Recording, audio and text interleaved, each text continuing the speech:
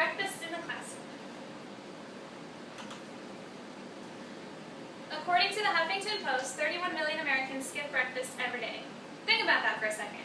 Are you part of the statistic? Of these 31 million Americans, many are students.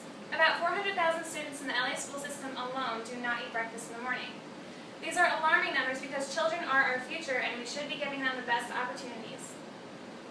Eating breakfast is an essential start to our day, and the LA school system's new program, Breakfast in the Classroom, will keep those 400,000 students from going hungry as their days begin. Here's another statistic. 38.5 million Americans who are eligible for free or reduced breakfast go hungry anyway. And that's because the traditional school breakfast program serves breakfast before class starts. And the problem with that is that kids are too young to drive and they rely on other transportation, which may not always be dependable.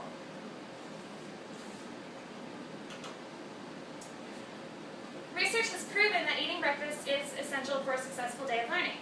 For example, a Kellogg study showed that students who ate breakfast regularly attended school 1.5 more days and scored 17.5% higher on math exams than those who did not eat breakfast.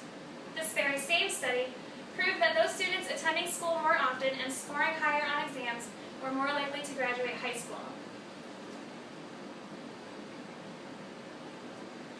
Breakfast in the classroom is an act that has been benefiting many students since it was started last year.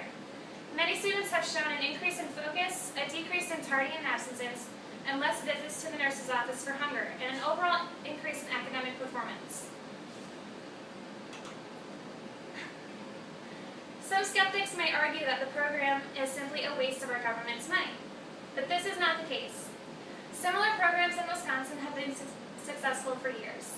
The cost of each breakfast is not as important as the number of kids who participate. For each student that does participate, it costs the school about $1.42. In LA, there are subsidies set up for every breakfast served. The subsidies are paid for by the U.S. Department of Agriculture. And this is costing LA $1.55 for free meals, $1.25 for reduced cost meals, and 27 cents for paid meals.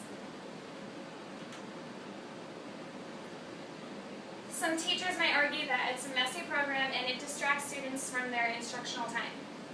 But so many more teachers find that their students are focused, they're eager to learn, they're undistracted, and it fosters a closer relationship between the student and the teacher and the other students.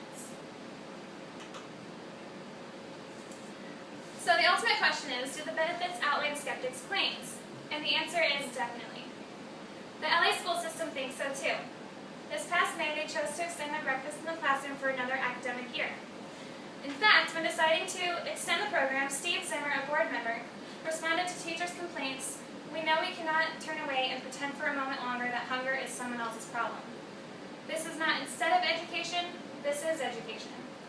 Besides this truth, the Los Angeles United Foods Department conducted a study that found traditional breakfast in the cafeteria, in that program, only 29% of kids participated.